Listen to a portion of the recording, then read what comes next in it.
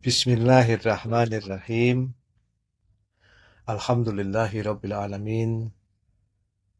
Allahumma shalli ala sayyidina Muhammadin wa ali sayyidina Muhammad. Assalamualaikum ayuhan nabi wa rahmatullahi wabarakatuh. Assalamu ala a'immatil hadin al mahdiyin. Assalamu ala jami' anbiya'illah wa rusulih wa malaikatih. Assalamu alayna wa ala ibadillahi sholihin. Assalamualaikum jami'an warahmatullahi wabarakatuh. Para pemirsa Majulah Hijabi TV yang mudah-mudahan senantiasa ada dalam Barakatul Muhammadiyah. Ada kisah seorang atlet berkuda Jepang yang bernama Shunzo Kido. Ia memberikan salah satu penampilan yang paling luar biasa dalam sejarah olahraga. Terkhusus pada Olimpiade musim panas tahun 1932, kira-kira 92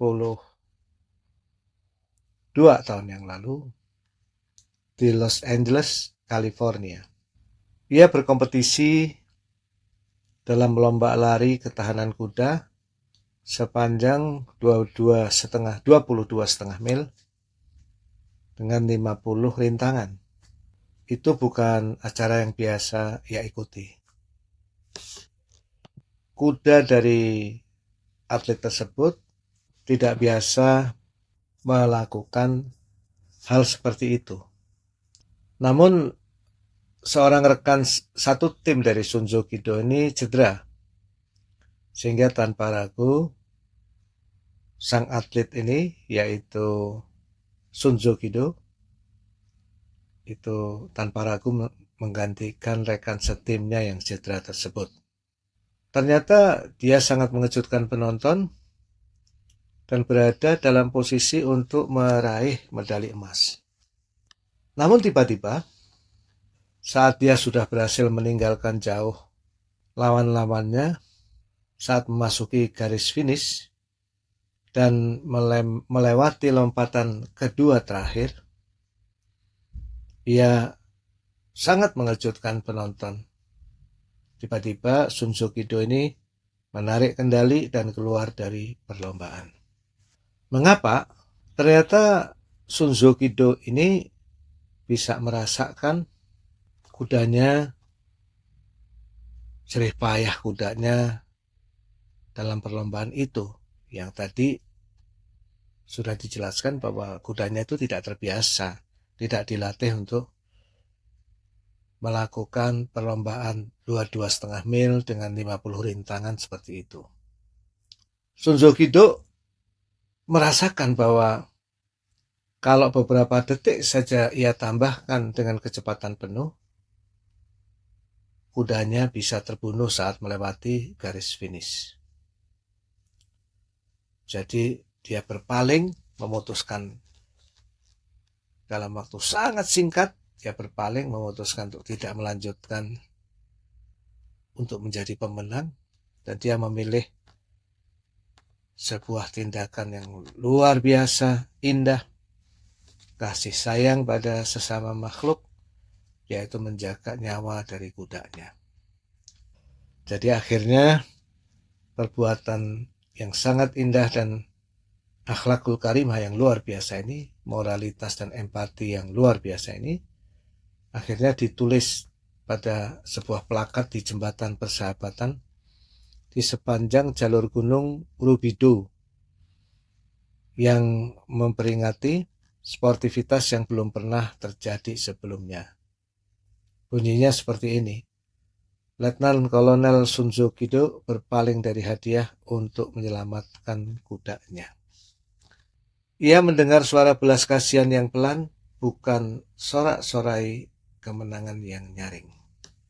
Nah, ini adalah salah satu sebuah kisah yang luar biasa yang saya kutip dari tulisan Ryan Holiday, seorang tokoh muda stoik, ya, ada di medium.com, tulisan Ryan Holiday, 12 Extraordinary Stoic Moments. Komentar Ryan Holiday setelahnya adalah seperti kata kaum stoik atau stoa, yang penting bukan kemenangan, tapi karakter.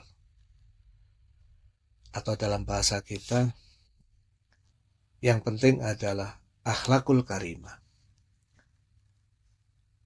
Dalam bahasa lain, barang siapa mengasihi yang di bumi, maka akan dikasihi oleh yang di langit. Dalam bahasa lain lagi, yang paling penting adalah melakukan ahsanu amalah, yaitu perbuatan yang terbaik. Allahumma sholli ala Sayyidina Muhammad wa ali Sayyidina Muhammad. Pada malam Jumat yang mulia ini, saya mengutip sebuah kisah dari 12 Extraordinary Stoic Moments ini untuk memulai pembahasan kita pada riwayat yang telah kita baca pada minggu lalu. Potongan dari riwayat hadis dari Imam Ja'far As-Shadiq Salatullah Salamullah alaih dari Al-Kahfi juz 2 halaman 89 hadis ke-6 ini, yakni adalah innal hurra hurrun ala jami'i akhwalih. Sesungguhnya orang yang merdeka adalah merdeka ala jami'i akhwalih, atas atau dalam semua keadaannya. Nah, ini adalah salah satu jenis kisah yang baru kita bacakan tadi, adalah salah satu jenis kemerdekaan. Bahwa Sun Tzu Kiduk, sang pembalap kuda ini, memiliki jiwa yang merdeka dari hawa nafsu untuk menjadi pemenang dalam Olimpiade musim panas di Los Angeles tersebut. Dia berhasil memerdekakan dirinya walaupun dia dalam keadaan kecepatan penuh untuk mencapai kemenangan yang tinggal sesaat lagi. Namun pada saat itu pun jiwanya masih merdeka, tidak melekat. Jiwanya masih terbebaskan dari keinginan yang luar biasa yang biasanya menghinggapi mereka yang sedang berlomba dalam keadaan seperti itu. Akal budinya masih bekerja sepenuhnya dan dalam waktu yang sangat singkat dia berhasil memutuskan sebuah pilihan yang tepat, pilihan yang terbaik. Dalam bahasa Kiai Miftah, pilihan yang terindah. Dan semua orang respect terhadap apa yang dilakukan oleh Sun Tzu Kiduk tersebut. Nah, ini menurut saya adalah salah satu bentuk mereka yang merdeka. Innal hurra hurrun ala jami'i akhwali. Sesungguhnya orang yang merdeka itu merdeka dalam semua keadaannya. Allahumma sholli ala Muhammad wa ali Muhammad wa ajil farajahum. Pada kajian malam Jumat ini kita masih mengkaji dalam serial tentang kesabaran. Jadi sebelumnya kita membahas serial tentang 7 alasan untuk kenapa kita harus mensyukuri musibah. Yang 5-nya kita ambil dari Alkimia Kebahagiaan. Kemudian kita tambahkan 2 lagi. Yang 1 dari pesan Kiai Jalal kepada Allahyarhamus Jalal pada Kiai Miftah. Yang 1 lagi kita tambahkan dari sumber yang lain. Kemudian setelahnya kita memasuki pembahasan-pembahasan mengenai kesabaran. Masih tetap dari Alkimia Kebahagiaan maupun Al-Mahajatul Baito dan Ihya Ulumuddin. Dan ditambah dengan sumber-sumber yang lain. Kemudian minggu lalu kita sampai dalam pembahasan bahwa salah satu elemen kunci, faktor kunci dalam kesabaran adalah memiliki jiwa yang merdeka. Seperti halnya dalam riwayat tersebut yang dicontohkan dan sudah kita bahas minggu lalu adalah kemerdekaan Nabiullah Yusuf salatullah wassalamu alaih, yang sudah tidak terpengaruh lagi, kemerdekaannya tidak terusik, walaupun beliau dimasukkan ke dalam sumur oleh saudara-saudara beliau sendiri di suatu hal yang sangat luar biasa. Kemudian beliau itu diperbudak menjadi budak. Kemudian beliau itu difitnah dengan fitnah yang sangat keji dan kemudian dipenjarakan. Tapi itu semua tidak mengganggu kemerdekaan, kebebasan jiwa, kemuliaan jiwa Nabiullah Yusuf salatullah wassalamu alaih. Nah, malam Jumat ini kita ingin menggali lebih lanjut mengenai kemerdekaan ini. Allahumma sholli ala Sayyidina Muhammad wa ali Sayyidina Muhammad wa ajil faraja ali Sayyidina. Saya ingin memberikan beberapa contoh bagaimana jiwa-jiwa yang merdeka. Di antaranya ini adalah kejadian pada hari Asyura.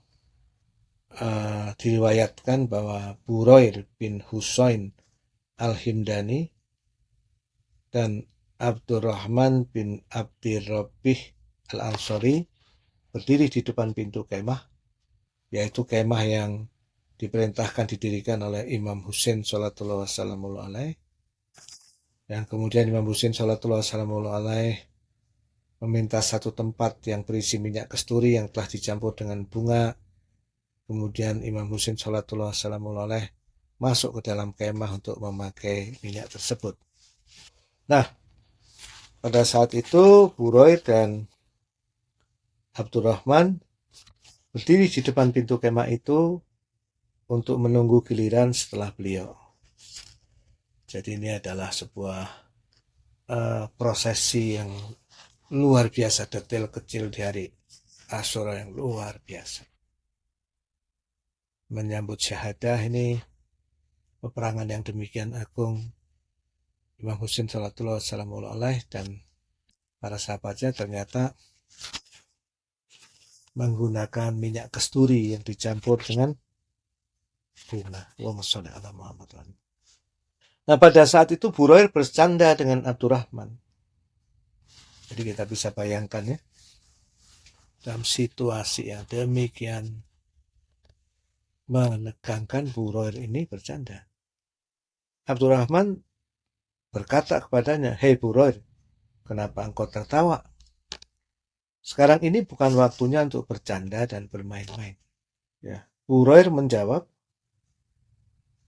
"Dari dulu sampai sekarang, kaum kerabatku mengetahui bahwa aku bukanlah orang yang suka bermain-main.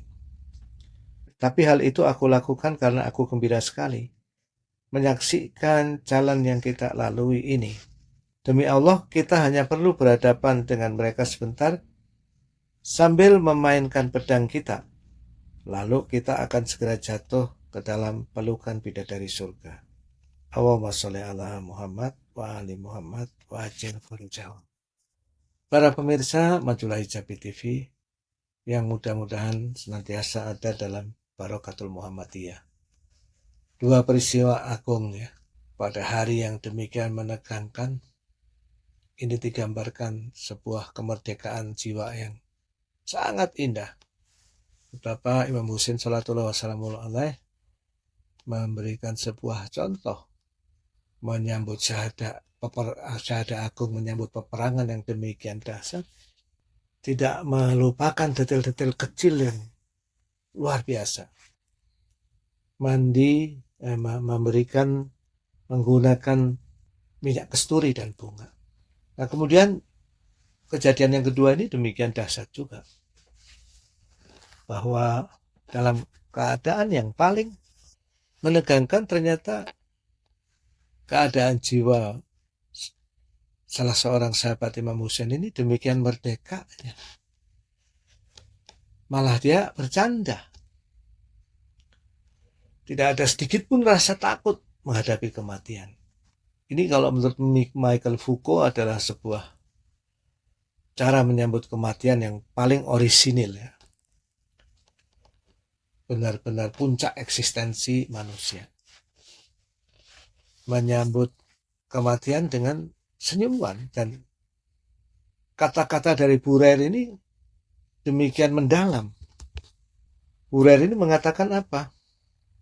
Aku gembira sekali menyaksikan jalan yang kita lalui ini. Jadi betul-betul dengan cermat Burer itu merasakan saat demi saat betapa jalan yang dilalui ini demikian menggembirakannya. Betul-betul merupakan jalan terbaik. Keputusan untuk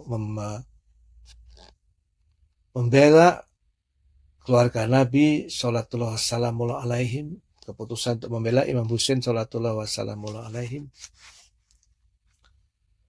yang merupakan cucu Nabi Sallallahu Alaihi Wasallam dan penerus Nabi Sallallahu Alaihi Wasallam. Itu betul-betul merupakan sebuah keputusan yang tepat, dan jalan yang dilaluinya ini demikian indah dan merupakan jalan terbaik. Dan kemudian Buradin mengatakan, demi Allah kita hanya perlu berhadapan dengan mereka sebentar sambil memainkan pedang kita, lalu kita akan segera jatuh ke dalam pelukan bidadari surga. Allahumma sholli ala Sayyidina Muhammad wa ali Sayyidina Muhammad.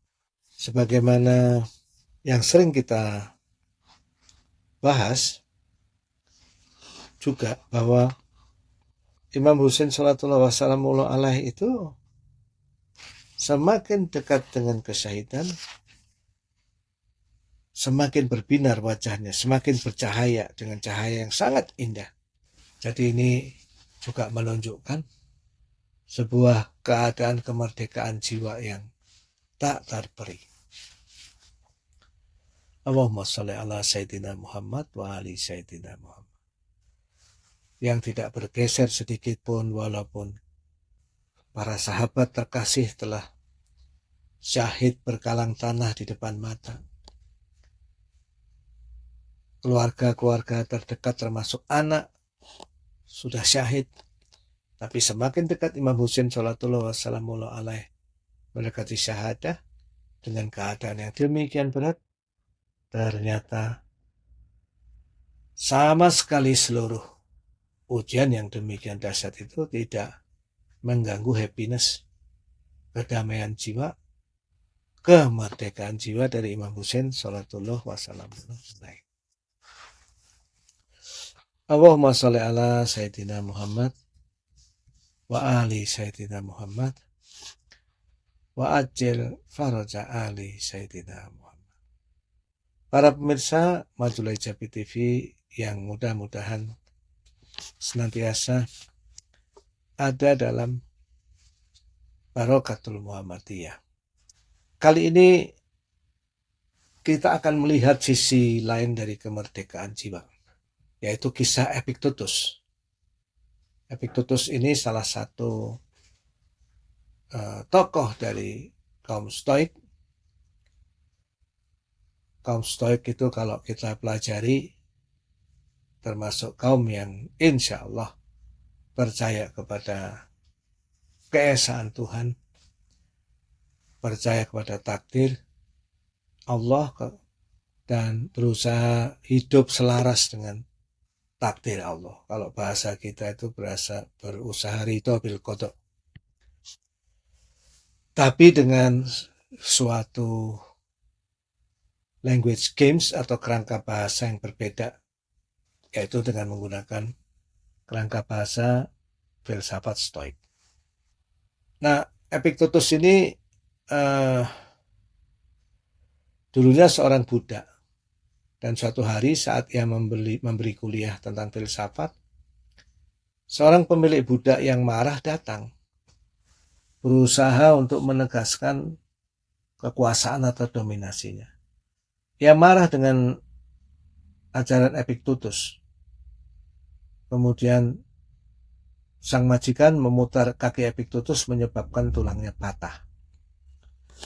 Meskipun merasakan sakit yang luar biasa, Epictetus ini ternyata tidak marah. Subhanallah, alhamdulillah, wala ilaha illallah, wallahu akbar.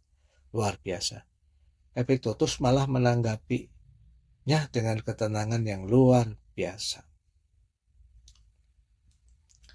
Ia menatap penyiksanya dan berkata, "Kau akan mematahkan kakiku, tetapi bukan keinginanku." Ini merupakan suatu contoh akhlak yang luar biasa dari Epiktetus, suatu contoh kemerdekaan jiwa yang luar biasa dari Epiktetus. Disakiti sedemikian rupa, tapi Epiktetus berhasil memerdekakan jiwanya dari keinginan untuk membalas atau amarah dan egonya, dan memilih untuk berbuat sebaik mungkin sesuai dengan akal budinya. Dan apa yang terjadi? Kabar tentang ketenangan Epiktetus ini menyebar, menginspirasi orang lain, dan akhirnya ini juga membantu menyebarkan popularitas ajaran Stoa atau filsafat teras. Allahumma sholli ala Sayyidina Muhammad wa ali Sayyidina Muhammad. Para pemirsa Majulah Hijabi TV yang mudah-mudahan senantiasa ada dalam Barakatul Muhammadiyah. Kita masih dalam pembahasan kita untuk mendalami, mencoba memahami dan mendalami riwayat dari Imam Ja'far As-Shadiq Salatullah wassalamualaihi alaih dalam Al-Kafi Juz 2 halaman 89 hadis ke-6, bagian awal, yaitu innal hurra hurrun ala jami'i ahwalih. Sesungguhnya orang yang merdeka adalah merdeka dalam semua keadaannya. Kita sudah membahas beberapa contoh orang-orang yang merdeka. Yang pertama tadi adalah contoh pembalap dari Jepang, pembalap kuda dari Jepang di Olimpiade panas di Los Angeles 92 tahun lalu. Kemudian setelah itu kita membahas beberapa contoh momen-momen kemerdekaan jiwa yang sangat luhur di peristiwa Asyura. Kemudian yang ketiga, kita membahas contoh kemerdekaan jiwa Epiktetus yang disakiti demikian luar biasa, namun malah mengatakan, "Kau bisa mematahkan kakiku, tapi kau tak bisa mematahkan keinginanku." Dan Epiktetus tidak kemudian marah, emosi, dan membalas. Dan apa yang terjadi? Malah orang-orang berbondong-bondong tertarik untuk belajar filsafat teras yang diajarkan oleh Epiktetus. Saya ingin mengakhiri kajian malam Jumat ini dengan membacakan salah satu kisah kemerdekaan jiwa yang luar biasa, yang menurut saya termasuk satu di antara kisah-kisah kemerdekaan jiwa Ali Zainal Abidin Salatullah wassalamullah alaih. Sebagaimana kita ketahui, Imam Ali As-Sajjad Salatullah wassalamullah alaih ini salah satu penyaksi peristiwa Karbala. Saya akan bacakan potongan dari buku pengantar Saifah As-Sajjad yang ditulis oleh guru kita semua, Allahyarham, Ustadz Jalal. Bagi beliau dan Bunda Es Kartini dan Teh Feli dan guru-guru kita semua dan teman-teman kita semua, serta ayah bunda kita, handai taulan kita, dan para ulama dan para syuhada, para nabi dan orang suci, dan semua yang kitabnya kita baca dan kita kaji. Al-Fatihah, tasbih, salawat. Kadang-kadang Ali, maksudnya Imam Ali Zainal Abidin ya, berangkat ke pasar. Bila ia melihat tukang jagal yang akan menyembelih kambing atau binatang lainnya, ia mendekatinya. Ia bertanya dengan suara yang bergetar, "Sudah kau beri minumankah dia?" Jagal itu menjawab, "Tentu saja, duhai putra Rasulullah. Kami tidak pernah menyembelih hewan sebelum memberinya minum walaupun sedikit. Imam menangis seraya bergumam, Abu Abdillah disembelih dalam keadaan kehausan. Bila ada orang dari negeri jauh datang, ia mengundangnya ke rumahnya, ia menjamuknya. Di hadapan orang banyak, ia bertanya kepada tamunya, menurut pendapatmu, sekiranya kamu dijemput maut dalam keadaan terasing dari keluargamu, adakah orang yang memandikan dan mengkafanimu? Orang-orang yang hadir berkata, wahai putra Rasulullah, semua kami akan melaksanakan kewajiban itu. Mendengar itu, Imam menangis. Abu Abdillah, maksudnya ini Imam Husain sallallahu wasallam, dibunuh di negeri asing. Ia dibiarkan 3 hari tergeletak dijemur panas matahari, tidak dimandikan dan tidak dikafani. Ajaibnya, duka yang sangat mendalam itu tidak memperdalam dendam kepada siapapun. Senantiasa terngiang di telinga Ali pesan terakhir ayahnya. Anakku, aku wasiatkan kepadamu apa yang diwasiatkan kakekmu Rasulullah Shallallahu Alaihi Wasallam sebelum wafatnya kepada Ali. Kemudian diwasiatkan lagi oleh kakekmu kepada pamanmu Hasan dan pamanmu kepadaku. Jauhilah olehmu berbuat zalim kepada orang yang tidak punya penolong selain Allah. Wasiat itu disampaikan justru pada detik-detik terakhir ketika semua keluarga Rasulullah Shallallahu Alaihi Wasallam dizalimi tanpa pembela selain Allah. Alih-alih membalas dendam, Ali diingatkan untuk tidak menzalimi orang yang tidak berdaya. Karena itu, betapapun pedihnya penderitaan, Ali, maksudnya Imam Ali Zainal Abidin, tidak pernah melakukan tindakan kekerasan pada siapapun, bahkan kepada musuh-musuhnya yang banyak menyakiti hatinya. Dari ayahnya, Ali bukan saja belajar tabah dalam menegakkan keadilan, tetapi juga membersihkan hati dari dendam kesumat dan kebencian. Artinya hatinya sudah dibebaskan dari dendam kesumat dan kebencian. Lepas dari peristiwa Karbala, Imam Ali Zainal Abidin tinggal di Madinah. Abdul Malik bin Marwan menunjuk Hisham bin Ismail sebagai gubernur di Madinah. Ia banyak menyakiti hati penduduk, terutama sekali kepada Ali bin Husain, yaitu pada Imam As-Sajjad, Imam Ali Zainal Abidin alaihissalam. Ketika Abdul Malik mati, anaknya memecat Hisham. Ia diikat di hadapan orang banyak yang diperintahkan untuk menuntut balas atau kisos. Dalam ketakutan ia berkata, aku paling takut pada Ali bin Husain. Ketika Imam Ali Zainal Abidin melewatinya, ia mengucapkan salam. Ia menyapanya, jika kamu tidak punya harta, mintalah kepadaku untuk melegakan kamu dan menutup keperluanmu. Imam juga menyuruh keluarganya dan para pengikutnya untuk tidak menyakitinya. Abdullah putranya berkata, Abah, kenapa? Demi Allah, ia telah berbuat buruk kepada kita. Hari inilah satu-satunya kesempatan untuk membalasnya. Ali menjawab, anakku, aku serahkan ia kepada Allah. Subhanallah, walhamdulillah, wa la ilaha illallah, wallahu akbar, alhamdulillahirabbil alamin. Allahumma shalli ala Muhammad wa ali Muhammad. Demikian agung khurrun fi jami ala khurrun ala jami akhwali yang dicontohkan oleh Imam Sajjad sallallahu alaihi. Jiwa beliau betul-betul terbebas dari rasa dendam dan kebencian setitik pun, sehingga disakiti sedemikian rupa pun beliau bisa menunjukkan teladan agung untuk sama sekali tidak membalas sedikit pun pada Hisham, bahkan berbuat sebaik mungkin pada orang yang sangat menyakiti kepada dirinya. Allahumma sholli ala Muhammad wa ali Muhammad. Selanjutnya Allah yarhamu Sajjal mengisahkan hal yang sama ia lakukan kepada Marwan bin Hakam. Anda tahu siapakah Marwan? Dialah yang menyuruh Yazid untuk membunuh Imam Husain.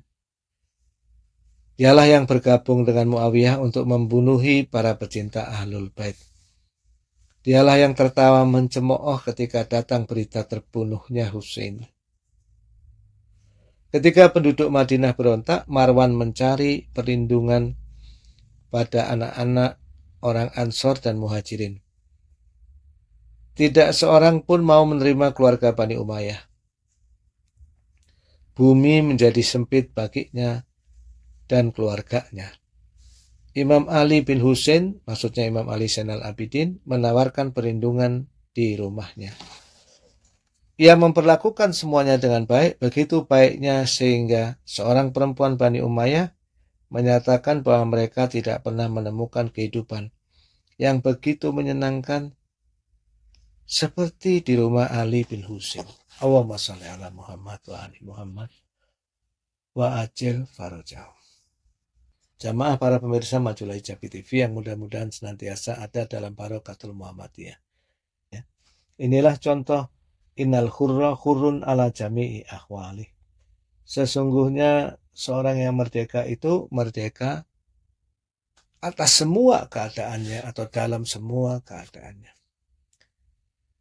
Imam As-Sajjad Salatullah Salamullah alaih adalah salah satu contoh yang sangat luhur dari kemerdekaan jiwa, dari segala bentuk dendam, amarah, pada taraf kemerdekaan yang tidak bisa kita bayangkan. Dan sungguh orang-orang yang merdeka ini telah bahagia, dan sungguh orang-orang yang merdeka ini telah menang, dan merekalah orang-orang yang mampu mencapai hakikat kesabaran. Allahumma sholli ala Sayyidina Muhammad wa ali Sayyidina Muhammad wa ajil faraja ali Sayyidina Muhammad. Marilah kita kirimkan pahala dari seluruh majelis ini pada para ahli kubur, kaum mukminin mukminat, muslimin muslimat, juga pada kaum mukminin mukminat, muslimin muslimat yang masih hidup, terutama mereka yang tertindas dan terzalimi di berbagai tempat di dunia ini. Kita kirimkan juga pahalanya untuk Nabi besar sallallahu alaihi wasallam dan keluarganya yang suci salatullah salamullah alaihim dan pengikutnya dan para sahabatnya dan leluhurnya dan para nabi, para rasul, para syuhada, para ulama, al-mukhlisin, al-mukhlasin wal muhibbin bi Muhammadin wal tahirin. Juga terkhusus pada Allah yarham Ustaz Jalal beserta Bunda Iskartini, Tefeli, Said Husain Al-Habsyi, Said Sekaf Al-Jufri, Said Aib As-Sekaf, dan seluruh guru-guru kita yang lain.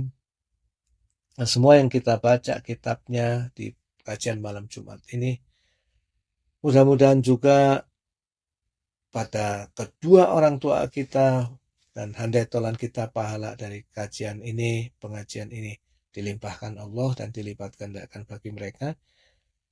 Juga pada semua yang memiliki hak atas kita, dan mudah-mudahan Allah bagi mereka yang memiliki hutang Allah tunaikan, bagi mereka yang bermasalah Allah pecahkan, bagi mereka yang kesulitan Allah lapangkan, bagi mereka yang sakit Allah sembuhkan, dan mudah-mudahan kebaikan melimpah pada semuanya. Bismillahirrahmanirrahim. Allahumma sholli ala Muhammad wa ali Muhammad wa ajil faraja ali Muhammad. Allahumma adkhil ala ahlil quburi surur. Allahumma ahli kula fakir. Allahumma asfi kula ja'i. Allahumma aksu kula uryan. Allahumma akfi baina kula madin. Allahumma farij an kulli makrub. Allahumma rudda kula gharib. Allahumma fukka kula asir. Allahumma aslih kula fasid min umuril muslimin. Allahumma asfi kula marid. Allahumma sutta faqrana bikinak. Allahumma ghayyir su'a halina bi husni halik. Allahumma qbi anna tena wa nina minal faqr. Innaka ala kulli syai'in qadir bi rahmatika ya arhamar rahimin. Allahumma firli wali walidayya wali jami'il mu'minin wal mu'minat innaka ala kulli syai'in qadir. Al-Fatihah tasbih wa salawat.